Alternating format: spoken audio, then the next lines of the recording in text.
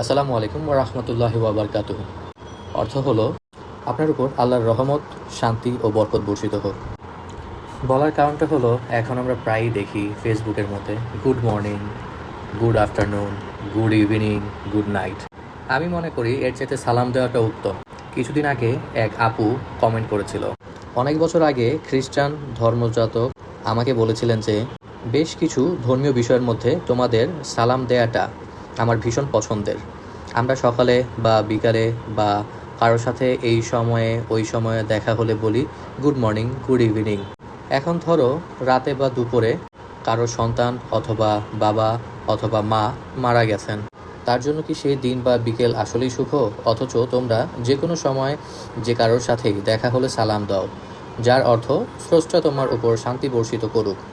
তার যদি অনেক বড় বিপদও থাকে, এর থেকে ভালো সম্বোধন হয় না। ব্যতিক্রম ধর্মী হয়েও চিন্তা করে দেখেন সে কত বড় একটা বিষয় উপস্থাপন করেছে।